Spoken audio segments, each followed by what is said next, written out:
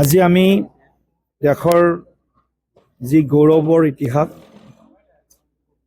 কাৰ্গিল বিজয় দিৱস, এই বিজয় দিৱসৰ আজি যি শুভক্ষণ, সেই শুভক্ষণত আজি আমি অসমৰ তিনিগৰাকী শ্বহীদ, যিসকলে কাৰ্গিল যুদ্ধত সৰ্বোচ্চ বলিদান দিছিল, সেই পৰিয়ালৰ সদস্যসকলক আমি বিশেষভাৱে আজি সম্বৰ্ধনা জ্ঞাপন কৰিছোঁ। আৰু লগতে কটন কলেজৰ দুগৰাকী বিশেষ আমাৰ সকলোৱে জানো যে প্ৰবক্তা বা অধ্যাপক পান্নালাল গোস্বামী ডাঙৰীয়া আৰু ভট্টাচাৰ্য বাইদেউ, দুয়োগৰাকীকে আমি আজি বিশেষভাৱে তেখেতসকলৰ যি জীৱনজোৰা তেওঁলোকৰ যি উপাৰ্জন আছিলে, বিশেষভাৱে সুদেশনা গোস্বামী বাইদেউ তেখেতৰ উপাৰ্জনৰ সমগ্ৰ উপাৰ্জন কুমাৰ ভাস্কৰ বৰ্মা সংস্কৃত আৰু পুৰাতন বিশ্ববিদ্যালয় নলবাৰীলৈ আগবঢ়ালে। তাৰ কাৰণে তেখেতসকলকো আমি আজি বিশেষভাৱে সম্ভাষণ জ্ঞাপন কৰিলোঁ। তেওঁলোক আমাৰ সমাজৰ পাথেয় আৰু উদাহৰণ, যাতে আমি সমাজখনক এনেকুৱা উদাহৰণৰ জৰিয়তে আমি সমাজৰ বাবেও, শিক্ষা ক্ষেত্ৰৰ বাবেও, দেশৰ বাবেও যাতে আমি উৎসৰ্গিত মনোভাৱেৰে আগন্তুক দিনত আমি সকলোৱে এক মনেৰে, এক সংকল্পেৰে আমি দেশ আৰু সমাজৰ হকে কাম কৰি যাব পাৰোঁ, তাক উৎসাহ আৰু সেই গোটেই ঘটনাসমূহক, যি ঘটনাই কাৰ্গিল যুদ্ধত ভাৰতবৰ্ষৰ যি বিজয় গাথা আমি ৰচনা কৰিবলৈ সক্ষম হৈছিলোঁ, এই গোটেইবিলাক বিষয় এবাৰ পুনঃস্মৰণ আমি কৰিলোঁ। আৰু ভৱিষ্যতৰ দিনত নিশ্চিতভাৱে দেশৰ একতা, অখণ্ডতা, সাৰ্বভৌমত্বৰ প্ৰতি যদি কোনোবাই আমলে ৰঙা চকু দেখুৱায়, তেতিয়াহ'লে সকলো ভাৰতীয় এক হৈ আমি সেনাবাহিনীৰ মনোবল যাতে অধিক সুদৃঢ় কৰিব পাৰোঁ, সেনাবাহিনীৰ লগত অৱস্থান কৰি, সহাৱস্থান কৰি, চলিডাৰিটি শ্ব' কৰি আমি দেশৰ একতা অখণ্ডতাৰ কাৰণে সকলো এক হৈ যাতে থাকিব পাৰোঁ, তাৰ কাৰণেও আজিৰ কাৰ্গিল বিজয় দিৱসৰ যি অনুষ্ঠান, এই অনুষ্ঠানে আমাক একত্ৰিত হোৱাৰ এটি সুযোগ প্ৰদান কৰিছে। উজনিৰ বান সমস্যা বুজিবলৈ কেন্দ্ৰ চৰকাৰৰ প্ৰতিনিধি অহাৰ কথা আছিলে, কেনেকৈ আহিছে নেকি, কাৰণ কালি দিল্লীৰ পৰা প্ৰতিনিধি মণ্ডল অহাৰ কথা আছিলে, আৰু আজি চৰাইদেউ জিলালৈ যোৱা কথা, আৰু শিৱসাগৰ যোৱা কথা, তাৰপিছতে আৰু অন্য জিলালৈ যোৱা কথা। আমি ইতিমধ্যে তাৰ পৰা আমি পোনে পোনে আহিছোঁ, এইমাত্ৰ আহি পাইছোঁ কিছু সময় আগত। গতিকে অত্যন্ত শোচনীয়, অৱৰ্ণনীয় এক পৰিস্থিতি। বিশেষকৈ চৰাইদেউ জিলা, নাজিৰা কওক, মাহমৰা কওক, শিৱসাগৰ সমষ্টি কওক, বা ইফালে আমাৰ যোৰহাট জিলা কওক, গোলাঘাটৰো কিছু অংশ।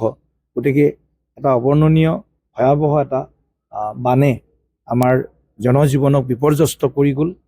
প্ৰায় 11 লাখতকৈ অধিক লোক আমাৰ বানত ক্ষতিগ্ৰস্ত হৈছে।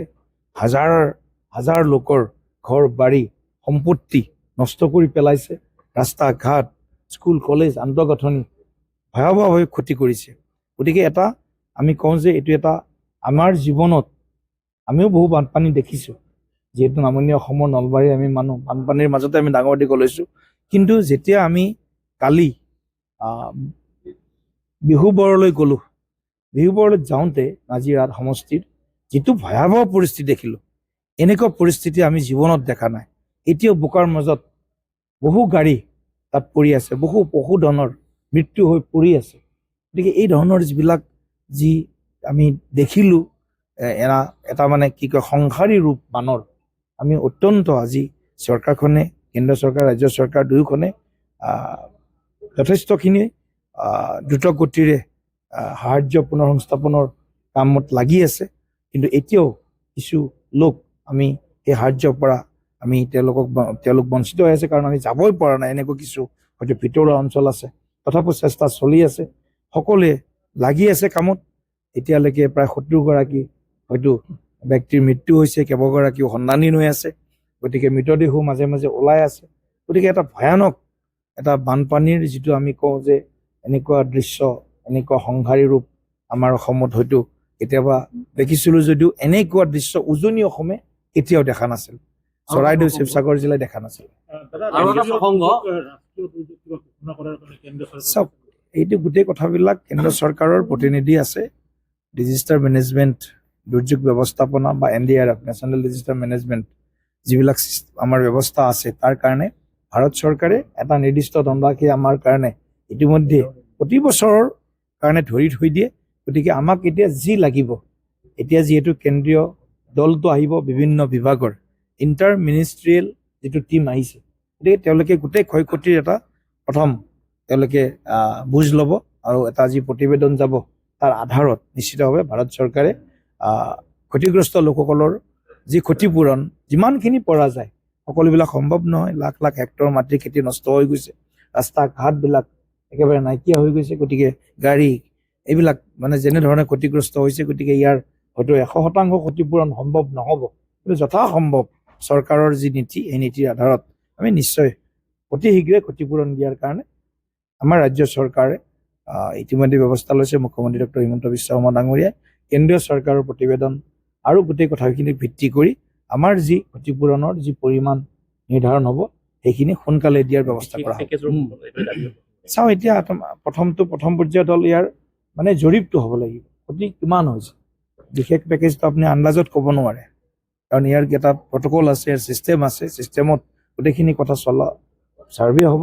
তাৰপিছত ভাৰত চৰকাৰে প্ৰয়োজনীয় আমাক যিখিনি লাগে এইখিনি নিশ্চয় দিব বুলি আমি বিশ্বাস কৰোঁ। মুখ্যমন্ত্ৰী